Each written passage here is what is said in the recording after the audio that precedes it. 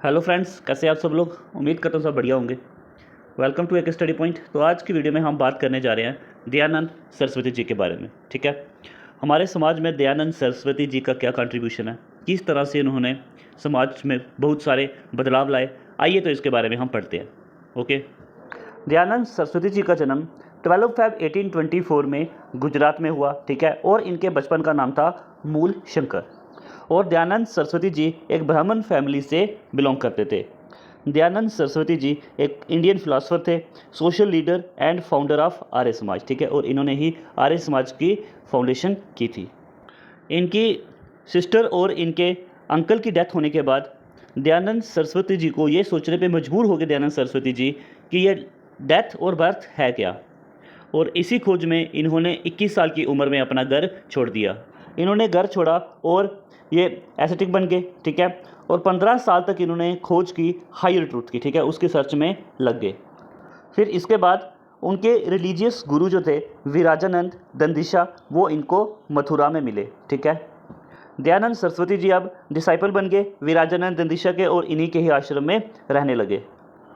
और वहाँ पे रहने के बाद इन्होंने जो एजुकेशन जो थी वेद्स के ऊपर, वेद का ज्ञान लिया इन्होंने।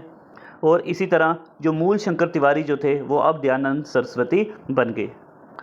और इनके गुरुजी विराजानंद दंदिशा का ये मानना था कि हिंदुइज्म जो है अब वो अपने जो रूट से है वो भटक गया है। ठीक है, बहुत सारे जो प्रथाएं जो हैं वो इसमें आ गई हैं और जो हिंदुइज्म को इम्प्योर कर गई हैं। ठीक है, और स्वामी दयानंद जी ने प्रॉमिस किया अपने गुरु को कि वो अपनी सारी ज़िंदगी हिंदुइज्म को जो वो इम्प्योर हो गया, दूषित हो गया, उसको सुधारने में लगाएंगे और वेदों को अपनी सही जगह पर लाएंगे।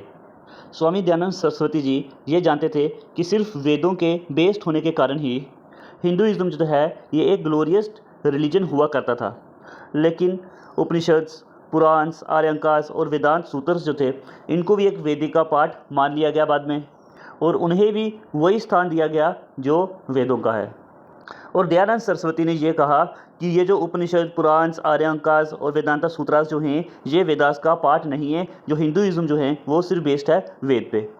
और इस तरह उन्होंने आर्यंस और सनातनी हिंदुइज्म के बीच में एक लाइन ड्रॉ कर दी। उन्होंने कहा कि अगर आप सिर्फ वेदों को मानते हैं तो आप आर्य, अगर आप वेदों के साथ साथ पुराण को मानोगे, ठीक है, तो आप क्या हो जाओगे, सनातनी हिंदू। ऐसे कहते हुए उन्होंने बैक टू वेदास का नारा दिया। बैक टू द वेदास, इसके द्वारा जो हिंदुइज्म को फिर से रिवाइव करने की कोशिश की गई। जो हिंदुइज्म की जो इम्प्योरिटी हो गई थी उसको वापस प्योर करने की कोशिश की गई। उस समय जो अंग्रेज़ जो थे वो हमें वेस्टर्न कल्चर थोप रहे थे और वो अपने वेस्टर्न कल्चर को ही प्रायोरिटी ज़्यादा दे रहे थे, और इंडियन कल्चर को काफ़ी ही हीन भावनाओं से देखा जा रहा था। और ऐसे में बैक टू वेदास का काफ़ी असर हुआ। और बैक टू वेदास से क्या हुआ, इंडियन हर्ट्स जो थे, ठीक है, इंडियन के दिलों में प्राइड एंड सेल्फ कॉन्फिडेंस पैदा हुआ। और बैक टू वेदास से हमारे लोगों को ये भी पता चला कि हम एक ख़ास सभ्यता से बिलोंग करते हैं, और इस प्रकार हिंदुओं के अंदर एक सेल्फ कॉन्फिडेंस बढ़ी।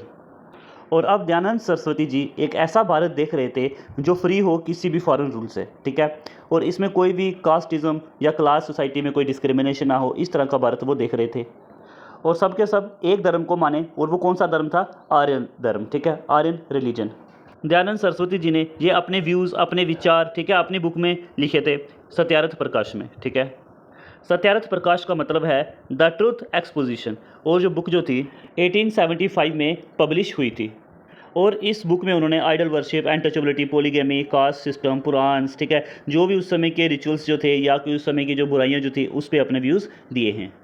और आइडल वर्शिप होगी, अनटचेबिलिटी होगी, जो फीडिंग द डेड थ्रू श्राद्ध, है ना, जो हमारे पूर्वज होते हैं उनको हम खाना खिलाते हैं श्राद्ध के थ्रू, तो एनिमल सेक्रीफाइस हो गए, पुराण हो गए। ठीक है, इन सबको इन्होंने बकवास बताया। ठीक है, और चाइल्ड मैरिज के लिए उन्होंने ये कहा कि मिनिमम मैरिजेबल एज जो है वो लड़कों की होनी चाहिए 25 और लड़कियों की होनी चाहिए 16। इसके अलावा जो वुमेन जो हैं उनको भी इक्वल स्टेटस मिलना चाहिए सोसाइटी में। ठीक है, इस पर भी उन्होंने कहा। इंटरकास्ट मैरिज और विडो रीमैरिज को भी थोड़ा बढ़ावा दिया जाए। ठीक है, वेदों में मेंशन चतुर्वर्ण सिस्टम को इन्होंने सपोर्ट किया, जिसमें यह कहा था कि जो भी जाति जो है, ठीक है, ऊंच नीच जो है ये इंसान के जन्म से नहीं होती, ये उनके कर्म से होती है, उनके काम से होती है। और इन सब के बाद आर्य समाज की स्थापना की 1875 में। तो आज की वीडियो में फ्रेंड्स इतना ही। ठीक है, उम्मीद करता हूँ जो वीडियो पसंद आई होगी। ठीक है, तो नेक्स्ट वीडियो में हम नेक्स्ट टॉपिक लेकर के आएंगे। धन्यवाद।